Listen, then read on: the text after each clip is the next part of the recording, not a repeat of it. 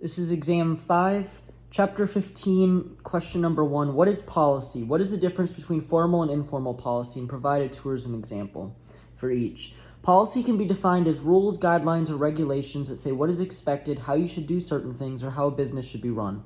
For example, there are tourist policies such as laws or guidelines that tourists should follow so that they will not be arrested or frowned upon for doing specific actions or behaving a certain way. There could be rules or regulations for hotels or amusement parks to follow as well, such as ride safety regulations.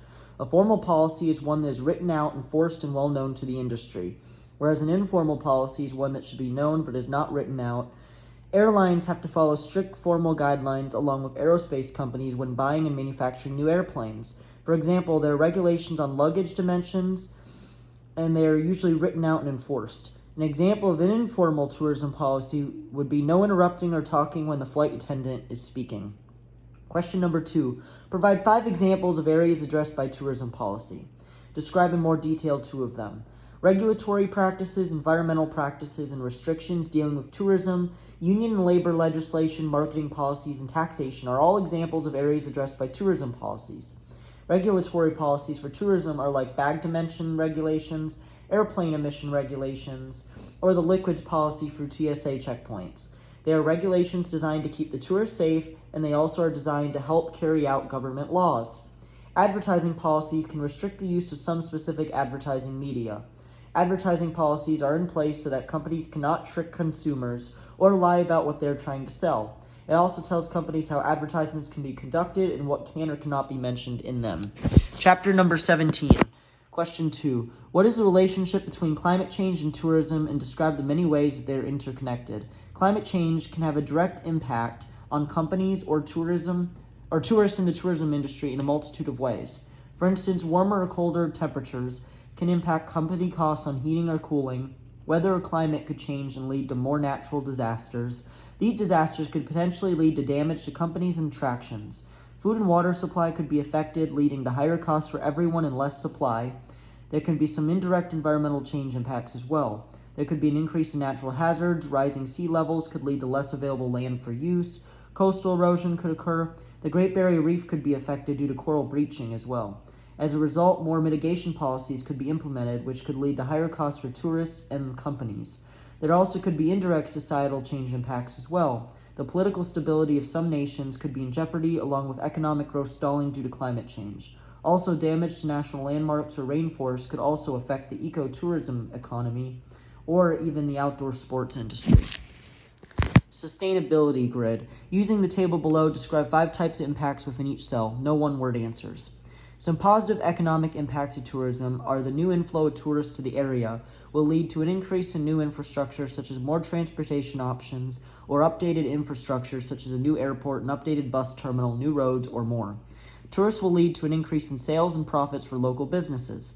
The tourism industry typically leads to an increase in the quality of life for locals due to the new transportation options, new dining and shopping options, and better services provided to locals. There will be indirect benefits as well, since small businesses will see an increase in demand and require an increase in supply from other local companies, which will help other companies outside the tourism industry as well after these purchases are made.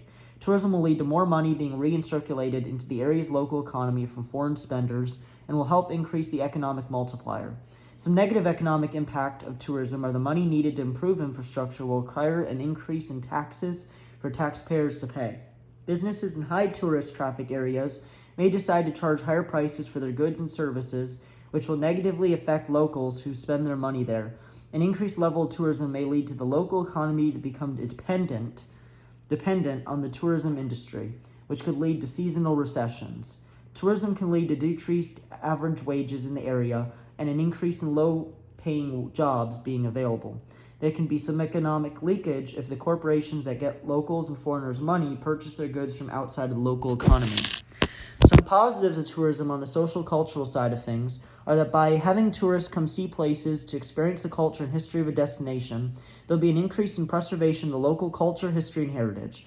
Tourism promotes worldwide peace because of tourists becoming more aware of other cultures that are different from their own. By visiting a place and learning about its culture, it is possible that tourists will learn about how stereotypes are incorrect and they can spread the truth of these places that they visit to others to help combat these stereotypes. By having tourists communicate with the locals in the community, they can become more diverse through culture, people, and religion. Tourism can help tourists become a better world citizen after expanding their worldview through visiting places. Some negatives of tourism on the social cultural side are the possibility of the loss of the local identity of the area due to the overpopulation of tourists. The crime rate increases in areas of high tourism activity as well, along with prostitution and gambling, which is another huge negative effect of tourism on the social cultural environment of the host community. The community might over time resent the influx of visitors due to certain behaviors that tourists bring with them as well. Tourists can dilute the culture of a place as well, and local voices might not be taken as seriously for social cultural events or decision making, while major corporations with lots of money might be listened to. This can lead to a changed identity or standardization of trying to appeal to visitors instead of the culture and locals, along with preservation. Some positives of tourism on the environment would include attractions helping endangered species of plants and animals. Many outdoor tourist attractions, such as beaches or parks, promote picking up trash and litter. National parks get an influx of funding while conserving and protecting nature preserves. They also get donations. These places can be funded by tourist spending at natural parks. The tourism industry has led efforts to prevent drilling offshore for natural gas and oil from occurring, which in turn helps the tourism industry and the environment. Many attractions educate tourists about how to care for the environment and how to respectfully treat wildlife. Whereas some negatives of tourism on the environment would include tourists ignoring no littering signs and dropping trash at beaches and along roadways. Tourists might be asked to not have hotel room lights on near the beach at night, but still do it anyway. This is asked so that baby sea turtles that have recently hatched head towards the sea rather than towards the roads. Tourism can lead to more expansion projects, construction activity, and can lead to habitat devastation and increased land use. Tourism creates pressure on the local resources of an area like food, water, and raw materials due to the increased use by locals and tourists. This would lead to depleted raw materials on the local environment and an increase in consumption, production, and pollution. Noise pollution can also result from tourism and overpopulation, which can cause wildlife to alter their natural activity and movement patterns due to the disruption of their habitat by noise pollution. Chapter 18, Question 2. What is the difference between qualitative and quantitative research? What are the benefits and drawbacks? Quantitative research deals mostly with numbers and statistics, whereas qualitative research deals mostly with words and meanings. Quantitative research methods deal with testing a hypothesis by using data collected and being analyzed. Quantitative research typically uses random sampling, has a large number of respondents, and then you draw conclusions based off of the numerical data. Quantitative research uses surveys and questionnaires and can get very little information outside of what is asked. Also, some people have faulty memories, others lie, and some contradict themselves. A large population size can be used as well. However, many people will not respond, and there could also be interviewer bias present. These surveys over the phone or over email can also be easy and flexible and be relatively cheap, but quantitative research is very limited. For qualitative research, interviewer bias can be a problem. You can reach hard-to-reach respondents, and they use focus groups that can be more time-consuming than surveys. Focus groups typically go a little further in depth than surveys, and they gain more information on average.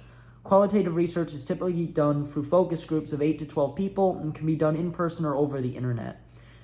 People can still lie, there can still be interviewer bias, but is usually more effective than quantitative research. Also, qualitative research is typically more expensive as well. Question number 3, what is the difference between primary and secondary research data? Also, what are the benefits and drawbacks of each?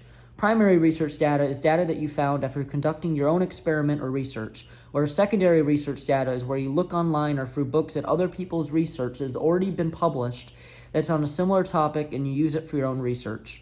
Secondary research already exists and is available to look at, whereas primary research you must actively find yourself through your own work and results. Primary research typically takes longer and costs more than secondary research, but primary research is typically more effective and more in-depth for your topic than secondary research. Chapter 19, question number 2. What is the classic marketing mix? What is its purpose? Explain and provide tourism examples on how it works. The classic marketing mix consists of 4 P's: product, price, place, and promotion. And tourism example of this would be someone who owns a restaurant. The product is the food, the drinks, the atmosphere, and more. The product is the experience and everything sold at the restaurant. The price would be either the cost to produce the food or drink plus an upcharge to make a profit, or it could be the cost to produce the food or drink to break even, or it could be lower to drive more customers into the building and sell more drinks or foods. Wings might be lowered from $6 for 5 wings to $5 for 5 wings to be more affordable than its competitors or to get a leg up upon them. The promotion could be a limited time discount or special to lure people to your restaurant. On Mondays, for example, a restaurant might have 30-cent wings in an attempt to bring more customers in to buy their wings on normal days at full price, or to get people to buy the wings for cheap and make up for it on Mondays through alcohol or drink sales. The places where your restaurant is, where your promotions are, and where your product and experience is being sold or held at. Question number 4. Elaborate on why market segmentation is vital for marketing success. Marketing segmentation is vital for marketing success because instead of wasting your time, money, and resources on trying to lure and please all tourists, you likely will lose most of them to other companies that are targeting specific segments. For example, you can divide a market up into groups on age, income, and education, family size, family life cycle, religion, or more. If you focus on your target market, you're more likely to win over those tourists rather than by advertising to ones that are not interested at all.